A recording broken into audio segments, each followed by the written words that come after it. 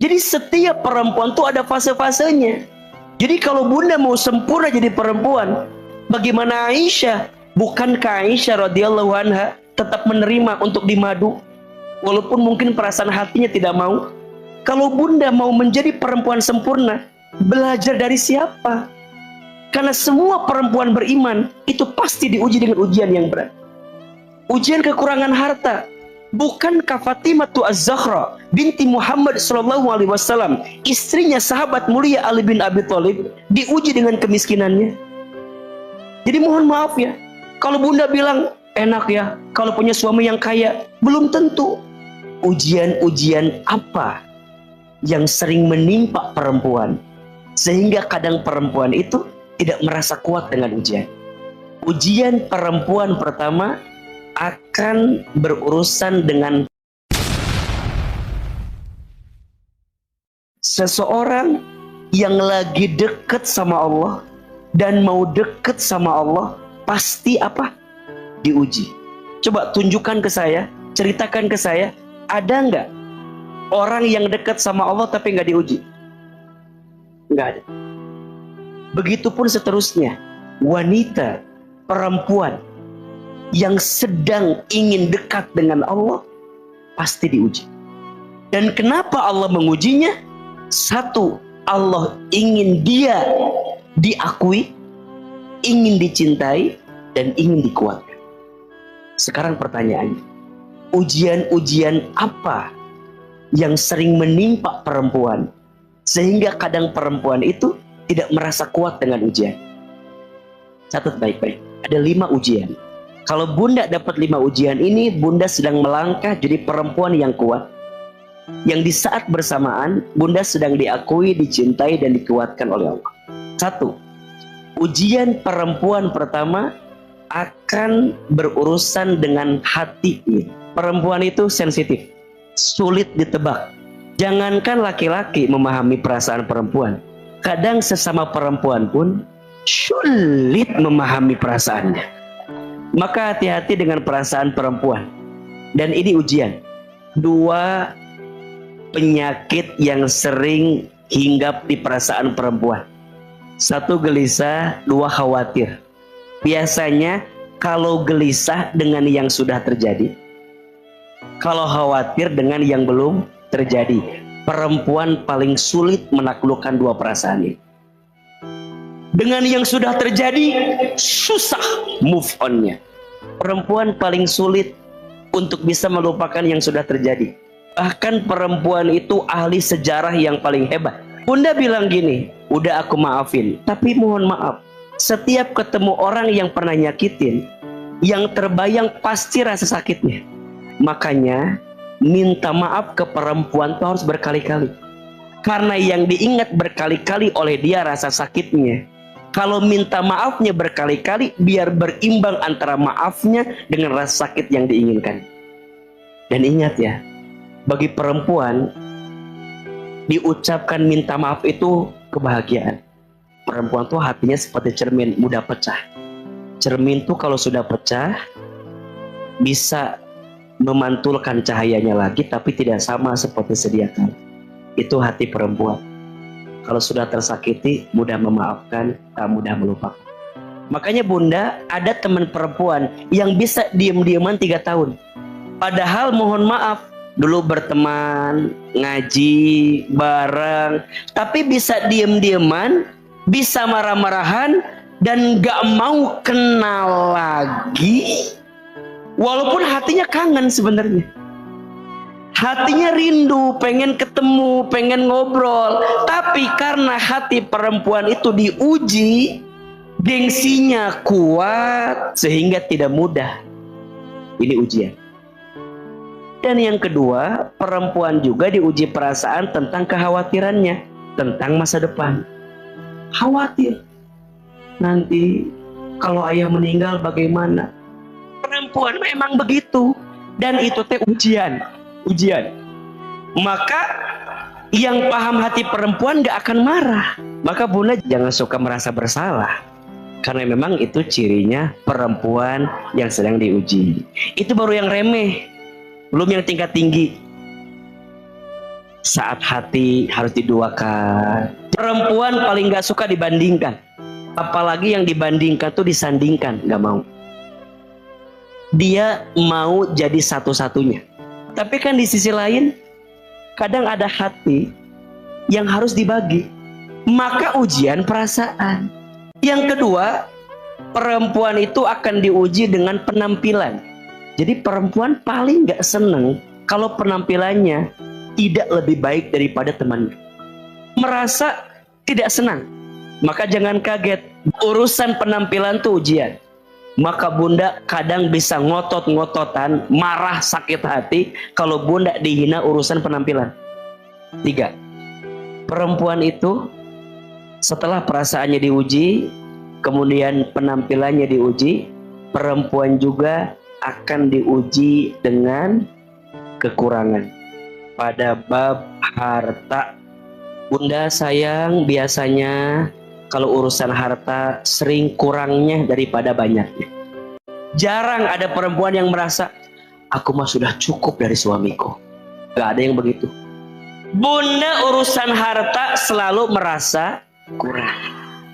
Tetangga beli kompor gas, kita yang kepanasan. Teman sudah beli mobil baru, kita yang rame. Kekurangan harta, kurang terus ujian harta. Maka mohon maaf, urusan harta itu urusan yang selalu kurang, dan itu ujian juga. Maka perempuan itu lemahnya di telinga, laki-laki lemahnya di mata.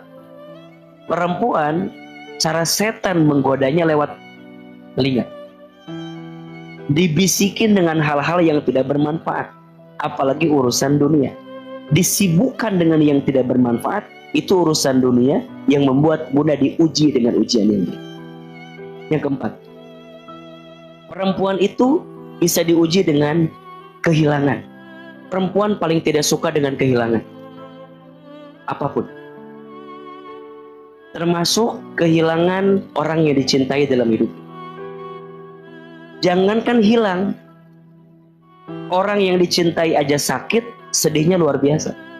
Apa yang dia bayangkan? Kehilangan setelah kesedihan yang dia rasakan. Maka hati-hati, jangan sampai terpuruk dan terjatuh dengan apapun yang pergi dalam hidup kita. Karena hakikatnya tidak ada yang Allah hilangkan. Yang ada hanyalah Allah gantikan dengan yang lebih baik. Dan bunda akan ketemu fase itu. Kalau ada pertanyaan, Aa, gimana caranya agar aku tidak merasakan kehilangan? Jawabannya, jangan pernah merasa memiliki.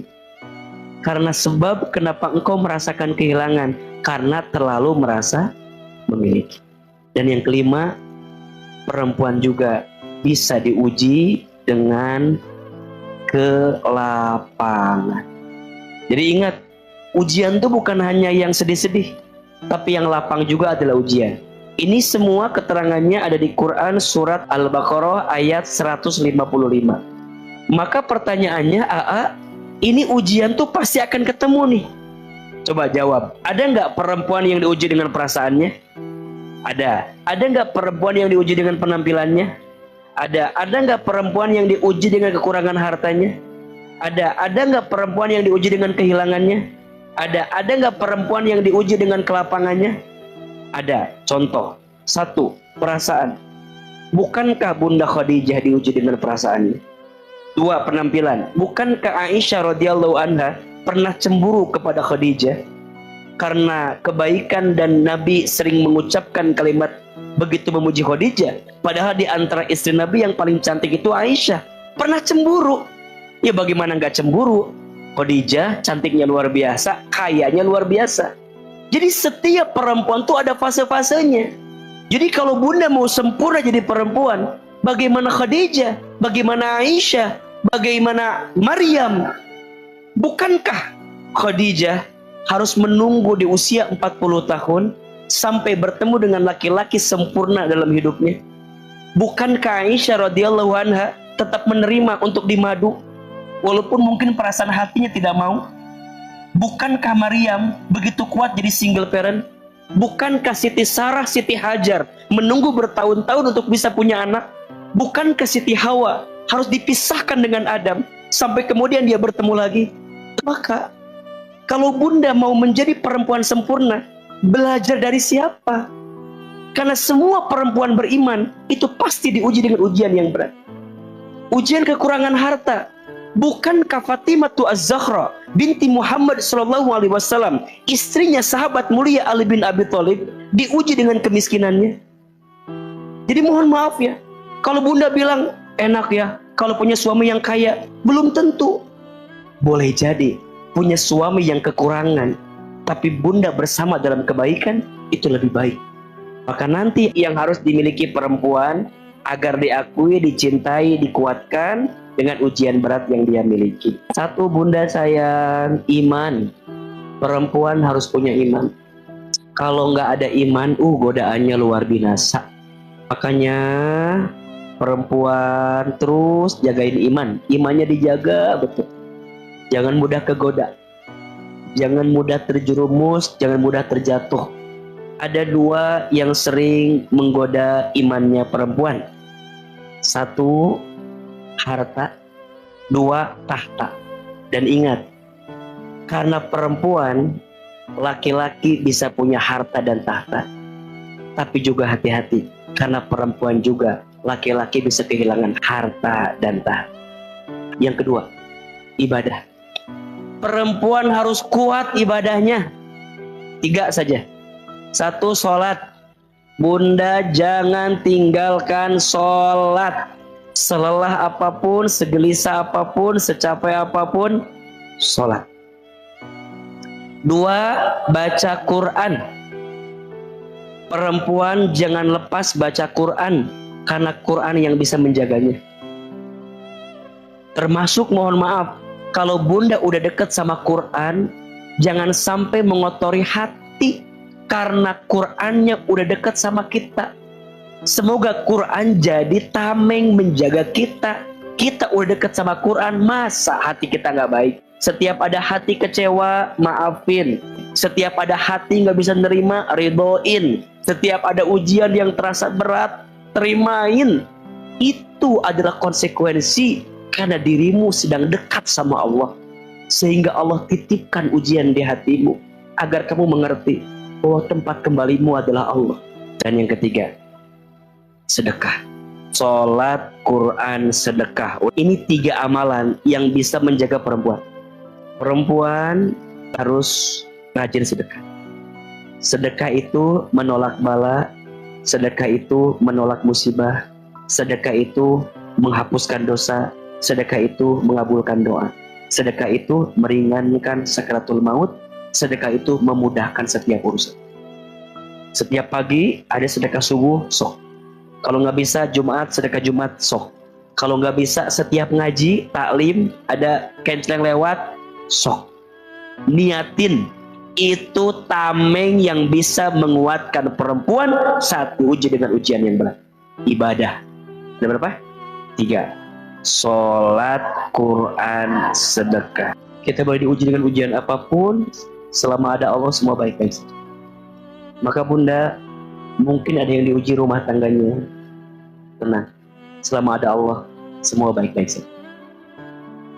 Mungkin ada yang diuji dengan ekonominya, tenang.